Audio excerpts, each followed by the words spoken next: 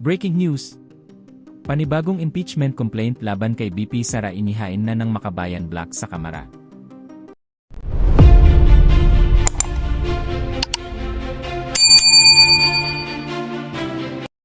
Nahaharap sa panibagong impeachment complaint si BP Sara Duterte, matapos magsampa ng reklamo ang ilang progresibong grupo nitong Lunes, Pebrero 2. Ayon sa ulat, ang reklamo ay inihain dahil sa umano'y betrayal of public trust, partikular kaugnay ng anilay mismanagement of public funds.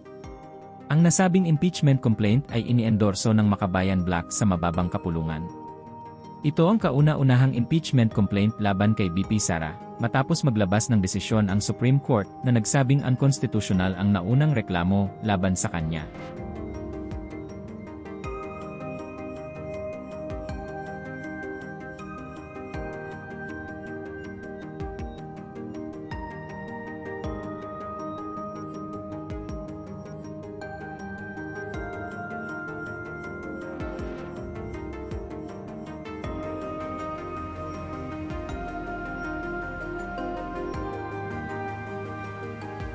Ito kayo ni Fran? Dito, Lisa.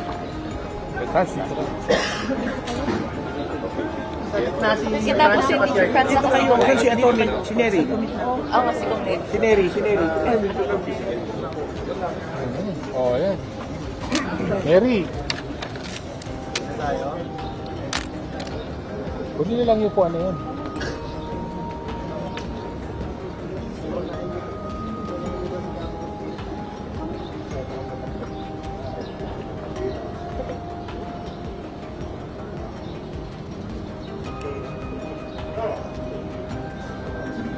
Deliver ng opening statements, France, tsaka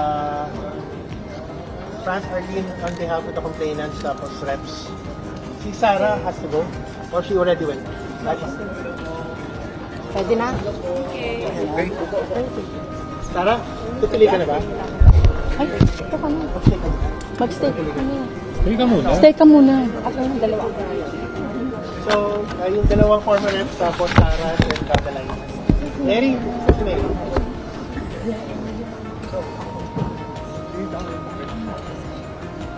Go na? Okay na? So, magandang umaga sa lahat. Ngayong araw, ang Makabayan Black ay nag-submit ng impeachment complaint, round 2, laban kay BP Sara Duterte. So, yung aming siyempre, yung complaint natin ay basically on betrayal of public trust. So, nakita naman natin noong mga hearings na kinundak dito sa 19th Congress, yung tungkol doon sa confidential funds, kung ano ito. So specifically, yung una ay by gross abuse of discretionary powers over 612.5 million pesos. So, ito yung confidential funds involving OVP and DepEd, doon December 2022 until the third quarter of 2023.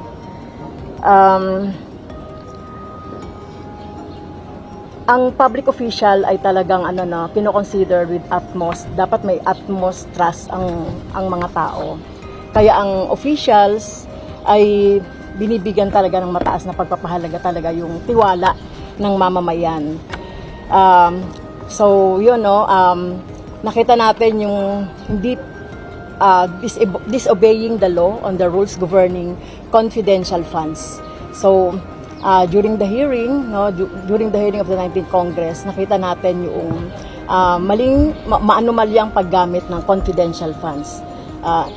11 million a day, doon sa 500 million pesos na confidential funds. Mula noong December 2022, 11 days. And then, spent 53 million alleged rental safe houses for alleged informants from the period of December 2022 to December 2023, including 16 million for alleged safe house, etc. Pangalawa, gross disregard of principle of transparency. So nakita naman natin yung wala talagang transparency and accountability. Well, this is a tantamount to malversation of misappropriation or misuse of public funds. Failed to submit complete liquidation reports to the COA. Okay? Next, by her gross disregard of transparency and accountability, inorderan niya pa nga yung kanyang subordinates, no, na mag-produce ng mga peking mga accomplishment reports. So, yun. Nakita niyo naman, hindi siya sumasagot doon sa mga tanong sa lahat ng committee, kahit na yun sa mga budget hearings. So, nag-asal pusit ang Vice President kaugnay dito. So, ito yung ilang mga dahilan bakit sinasakdal natin, no, ang Vice Presidente ng betrayal of public trust.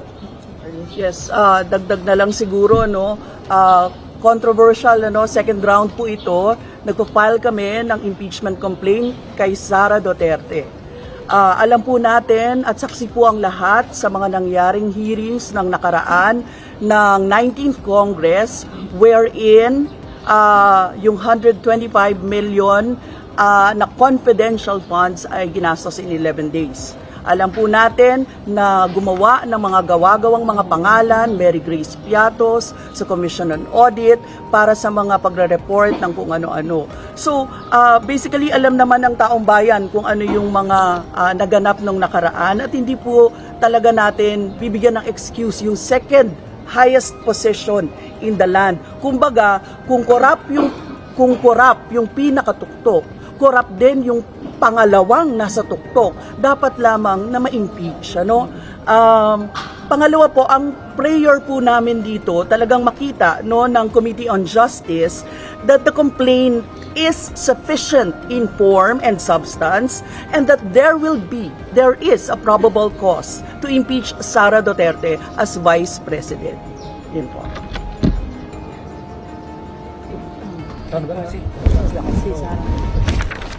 Inendorso ng Makabayan at ng Gabriela Women's Party ang verified impeachment complaint na ito laban sa pangalawang Pangulo, Sara Duterte. Dahil matagal nang hinihintay ito ng taong bayan, nabigyan natin ng daan na imbestigahan at magkaroon ng pagdinig sa pamamagitan ng impeachment proceedings, yung walang habas na pagwawaldas ng pondo ng bayan, lalong-lalo na sa pag-abuso ng confidential at intelligence funds na nasa 612.5 million pesos. Hindi biro yan sa panahon na napakataas ng presyo ng bilihin. Naghihirap ang sambayan ng Pilipino sa napakabigat ng mga buwis. Samantalang winawaldas lang pala ng ating mga matataas na officials. Kaya hangad natin na mabigyan daan ang pagdinig na ito at mapanagot ang lahat ng kurakot. Sa bahagi naman ng kabataan, ako po ay complainant noong unang final ang impeachment complaint kay VP Sara Duterte last December 4, 2024. Bagamat hindi ito nagpatuloy sa trial sa Senate, ngayon ay pagkatapos ng rulings ng Korte Suprema, nandito tayo muli para i-refile ang impeachment complaint at syempre to take charge of the future of the youth.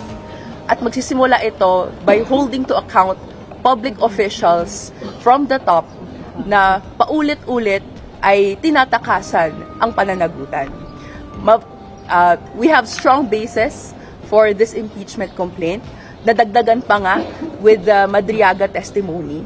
So, ang ating muling hiling, no, ay sa House Committee on Justice o kung ano mang kapalaran nito sa House, ay agad mabagsakan na merong probable cause for impeachment, matransmit po ito sa Senate at magsimula ang trial and that it proceeds forthwith.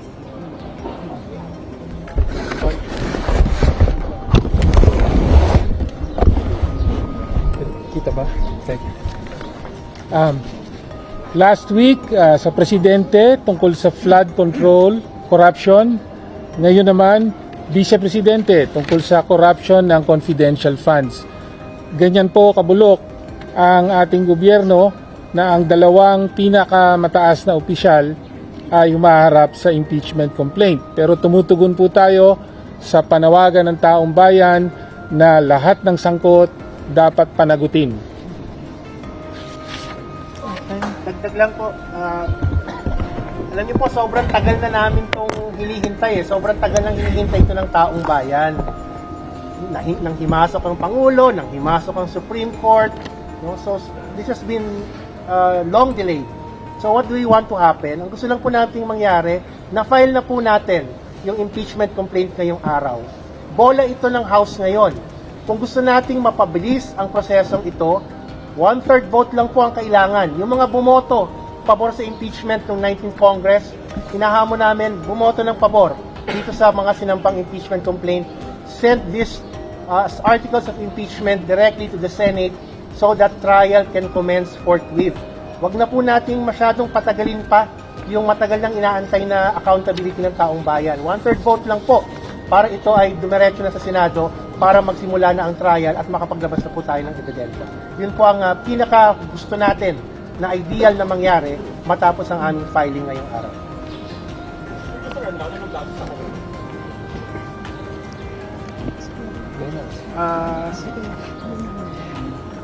Basically, nag-refile tayo ng complaint from the past kasi nga hindi naman ito napagbigyan at nadinig. Hindi no? nadinig. Ang nadagdag natin sa complaint for this round ay yung mahalagang testimonya ni Ramil Madriaga na sinasabi niyang tumanggap siya ng cash mula dun sa mga security officers ni Vice President Sara Duterte. Tumutugma yung timeline niya doon sa mga narinig na natin na testimonya ng mga special disbursing officers kaugnay ng pag-withdraw ng pera at pagbibigay nito sa mga security officers. Ang dinugtong ni Ginoong Madriaga from the security officers sa kanya dinala yung pera. So yun yung kumbaga yung chain no, ng saan naglipat-lipat yung pera, kaninong kamay naglipat-lipat yung pera. Dagdag lang din po doon sa bago.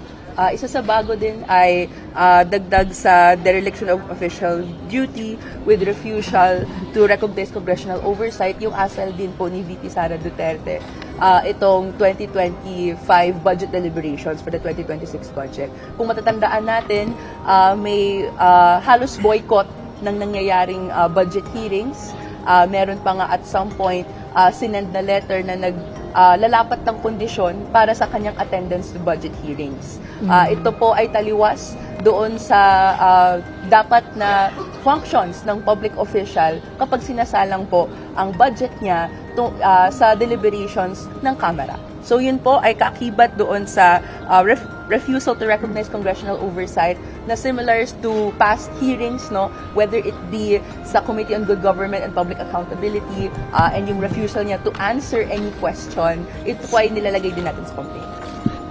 Pwede po pa-clarify, bakit po tayo ngayon nag-file? Kasi ang expectation po ng karamihan, Feb 6 pa po, based po sa naubos. Ayan, si Neri. Baka po pwede pa-explain lang po sa akin. Si Neri daw, Si Neri. mag-explain. Ordinary explain. Well, yun din ang akala namin doon sa original decision ng Korte Suprema at nabanggit February 6. Pero dito sa decision nila sa motion for reconsideration, nag-iba ang bilang nila ng session days. Or at least yun ang basa namin. Na it's now a calendar day na kung saan may session ang Congress.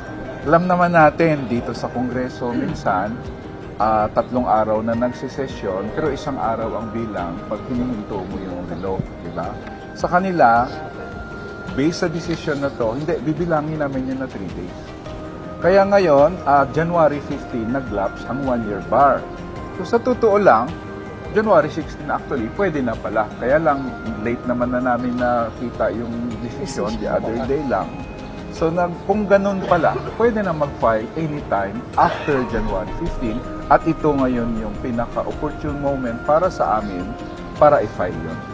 So we're following the Supreme Court decision, we're following the Constitution and the rules, kaya in this case, tamang-tama ang pag-file nitong complaint na ito. It is within the Supreme Court decision and after the 1-year bar. Okay na po, ma'am? Okay na? Alright. Okay. May tanong pa po? Last message na lang po ako.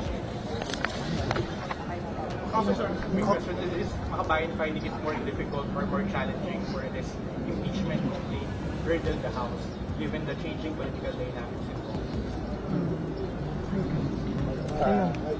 Okay, go. Okay.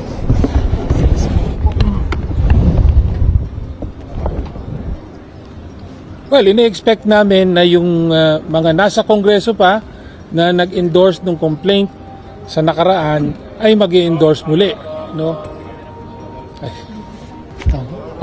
Paano ba to? Naririnig. Okay, sorry. Okay. Ulit. Well, ini-expect natin na yung mga nag-endorse sa nakaraang Kongreso na narito pa ay mag-endorse muli at madaragdagan pa ito. No, hindi naman pwedeng magbago ng ganon ang paninindigan, no? Kaya we expect na makukuha ang 1/3 at mapabibilis ang transmission sa Senado at makapagsisimula na forthwith ang trial na naunsyami. So finally, dapat matuloy ang impeachment trial ni Vice President Sara sa lalong madaling panahon. Bilang mga ordinaryong mamamayan, talagang in the future mahihirapan kami sa pag-file ng impeachment complaint kasi pabago-bago yung rules. Yung isang nagbago kasi dito, yung pagtatakda kung kailan yung filing at saka kung kailan yung initiation. Yun dinefine ng Supreme Court. Nasa tingin namin, dapat Kongreso talaga ang magdi-define, yung House of Representatives ang magdi-define ng rules of impeachment, hindi ang Korte Suprema. Okay. Ano? Wala po tayo, sir. Salamat. Hindi kaya tatapos eh. Isa-isang kopya natin. Kunin sa sa sections, oh. Pero pwede mo mag-check? Ajit. Impeach. Sara na. Oy, dali. Ajit daw. Pwede ba tayo mag-ajit? Uy, pag-picture lang po tayo sa notaryo natin. Ay, notaryo. For record lang. Corny, salamat! Thank you. Wala pa eh. Tayo. Hawak niyo yung copy.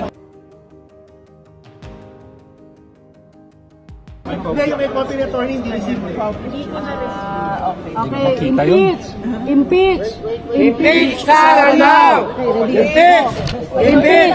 Impeach Sara now! Impeach Sara now! Dapat managot! Impeach Sara now! Impeach Sara now! Siguro pwede na yung complaint kahit okay lang yun, di naman makikita yun. Okay.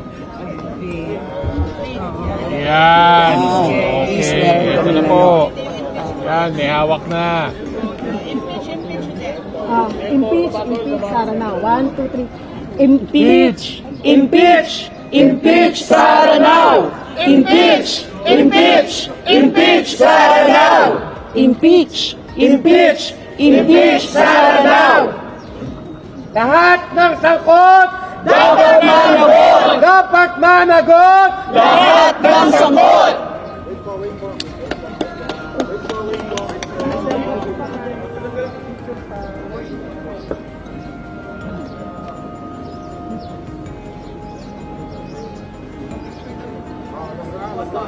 Okay na? Hindi, yung Di pa yan receive, yung picturean mo yung Oo. Yung picturean mo yung receive ng sa clip. Sige.